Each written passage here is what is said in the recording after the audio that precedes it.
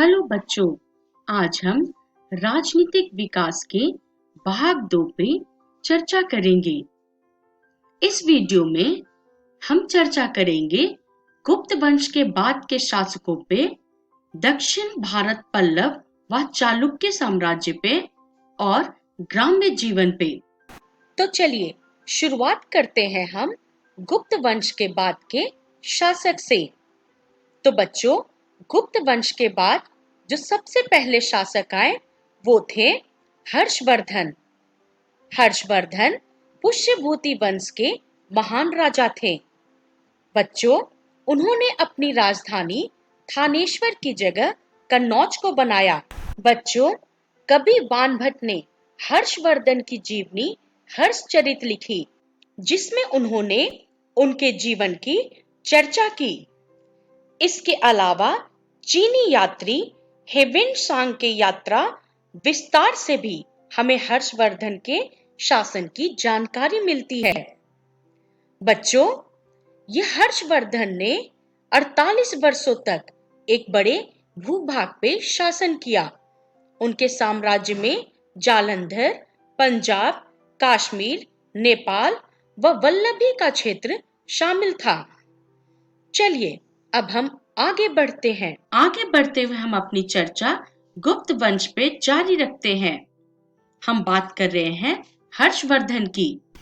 बच्चों, हर्षवर्धन के काल में नालंदा महाविहार बौद्ध धर्म की शिक्षा केंद्र प्रधान केंद्र था। उस समय हर्षवर्धन जो है एक प्रतिष्ठित नाटककार एवं कवि के रूप में विख्यात हुए। बच्चों, इन्होंने नागानंद, रत्नावली एवं प्रियदर्शिका नामक नाटकों की रचना की। हर्षवर्धन दक्षिण भारत में अपना साम्राज्य विस्तार नहीं कर सके और चालुक्य नरेश पुलकेशिन द्वितीय से नर्मदा नदी के हुए तट पर युद्ध में उनकी हार हुई। चलिए अब हम आगे बढ़ते हैं। आगे बढ़ते हुए अब हम हर्षवर्धन के प्रशासनिक व्यवस्था पे चर्चा करेंगे। बच्चों, हर्षवर्धन स्वयं जो है प्रशासनिक व्यवस्था में रुचि लेते थे। मंत्री परिषद शासन व्यवस्था को सुचारू रूप से चलाने में राजा की सहायता करते थे। बाणभट्ट के अनुसार अवनीत युद्ध एवं शांति का सर्वोच्च मंत्री था। वहीं पे हर्षवर्धन का महासेनापति का नाम था सिंहनाद। बच्चों, अधिकारियों को उस समय वेतन के रूप में नगद और जागीर दी जाती थी। इस समय 3 प्रकार के करों का उल्लेख मिलता है: भाग, हिरण्य और बलि। बच्चों, प्रशासन की सुविधा के लिए हर्षवर्धन ने साम्राज्य को कई प्रांतों में विभाजित कर दिया था। चलिए अब हम आगे बढ़ते हैं और चर्चा करेंगे दक्षिण भारत पल्लव व चालुक्य पे। बच्चों, गुप्त वंश के बाद हर्षवर्धन के अतिरिक्त ऐसा कोई राजा नहीं था जो उत्तर भारत की राजनीतिक स्थिरता को बनाए रखता। इसी समय दक्षिण में चालुक्य वंश एवं कांची के पल्लव वंश शासन कर रहे थे। तो चलिए शुरुआत करते हैं हम चालुक्य से। बच्चों, चालुक्य वंश के इतिहास के बारे में जानकारी जो है वो हमें अभिलेखों से प्राप्त होती है और इनमें सर्वाधिक महत्वपूर्ण पुलकेशिन द्वितीय के ऐहोल अभिलेख है। यह अभिलेख प्रशस्त के रूप में है और इसकी जो है भाषा संस्कृत और हिंदी ब्राह्मणी है। बच्चों, इस लेख की रचना रवि कीर्ति ने की है। दक्षिण में चालुक्य वंश का उदय बादामी या वातापी में हुआ। चलिए अब हम आगे बढ़ते हैं।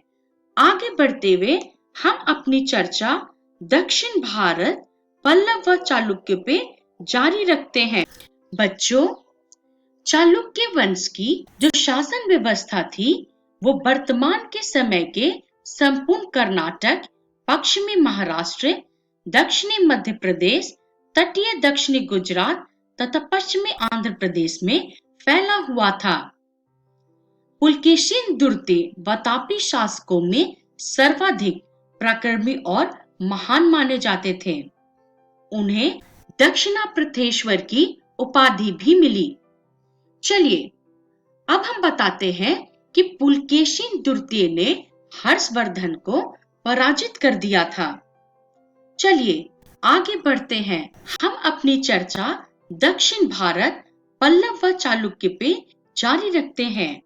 बच्चों, इस वंश के शासकों का इतिहास उनके प्राकृत और सांस्कृतिक अभिलेखों से प्राप्त होता है। हरिसेन के प्रयाग प्रसिद्ध एवं हवेनसांग की यात्रा विवरण से भी इनका इतिहास पता चलता है। बच्चों, इस शक्तिशाली वंश का जो संस्थापक है उनका नाम है श्री विष्णु और इनकी राजधानी कांचीपुरम थी, जो कृष्णा नदी के तट पे स्थित है। कांचीपुरम वर्तमान में सिल्क उत्पादन का एक महत्वपूर्ण केंद्र है। आगे बढ़ते हुए हम अपनी चर्चा दक्षिण भारत, पल्लव व चालुक्य को जारी रखते हैं। अब हम चर्चा कर रहे हैं पल्लव पे। बच्चों, पल्लव वंश के राजा नरसिंहवर्मन द्वितीय का कार्यकाल सांस्कृतिक उपलब्धियों से भरा रहा, क्योंकि उन्होंने बहुत सारे मंदिरों का निर्माण करवाया, जिसमें कि कांचीपुरम का कैलाशनाथ मंदिर और महाबलीपुरम के समुद्री तटीय मंदिर शामिल हैं। बच्चों, उन्होंने मंदिर निर्माण में एक नई निर्माण शैली, राजसी शैली का प्रयोग किया। चलिए अब हम आगे बढ़ते हैं। आगे बढ़ते हुए हम अपनी चर्चा दक्षिण भारत, पल्लव व चालुक्य पे जारी रहते हैं। अब हम बात करेंगे पल्लव के प्रशासनिक व्यवस्था की। बच्चों, इस समय राजा सैद्धांतिक एवं व्यवहारिक रूप से सर्वोच्च पदाधिकारी होता था। पल्लव राजाओं ने प्रजा पालन के सिद्धांत पे भी कार्य किए। राज्य में शांति व्यवस्था बनाए रखना एवं बाहरी आक्रमणों से राज्य की सुरक्षा करना राजा का प्रमुख कार्य माना जाता था। इस समय राजा की मदद के लिए मंत्री परिषद भी होती थी। बच्चों, चलिए अब हम आपको बताते हैं कि पल्लव जो थे वो थल एवं जल सेना ये दोनों में मजबूत थे और इनकी ये सेना संगठित भी थी। बच्चों, इस समय कृषि का 1/6 भाग जो है वो भू राजस्व के रूप में वसूला जाता था। चलिए आगे बढ़ते हैं। आगे बढ़ते हुए अब हम चर्चा करेंगे उस समय के ग्राम्य जीवन पे। बच्चों, दक्षिण भारत में गांव प्रायः 3 प्रकार के होते थे। पहला उर, दूसरा सभा और तीसरा नगरम। तो उर में जो थे वो मुख्य रूप से उन गांवों में किसान रहते थे और जो गांव का प्रधान होता था इस गांव से लगान वसूल करके राजा को पहुंचाता था। बच्चों, सभा जो था मुख्य रूप से ब्राह्मणों का गांव था और ये 2 प्रकार का होता था। पहला ब्राह्मदेव और दूसरा अग्रहार। बच्चों, राजा के द्वारा ब्राह्मणों को जो दान में मिला हुआ गांव होता था उसको ब्रह्मदेव गांव कहते थे और अग्रहार गांव पे ब्राह्मणों का व्यक्तिगत स्वामित्व होता था। गांव में जो भी कामकाज होते थे वो सामूहिक होते थे। बच्चों, नगरम जो था वो मुख्य रूप से व्यापारियों का गांव था और ये व्यापारी व्यापार के माध्यम से अपना जीवन यापन करते थे। बच्चों, राजा का जब भी कारवां इन गांव से गुजरता था तो गांव वालों को राजा की सेना व घोड़ों के लिए खाने पीने की सारी व्यवस्था करनी पड़ती थी। चलिए अब हम आगे बढ़ते हैं और चर्चा करते हैं कि इस वीडियो में हमने क्या सीखा। तो बच्चों, इस वीडियो में हमने गुप्त वंश के बाद के शासन दक्षिण भारत पल्लव व चालुक्य और ग्राम्य जीवन पे चर्चा की।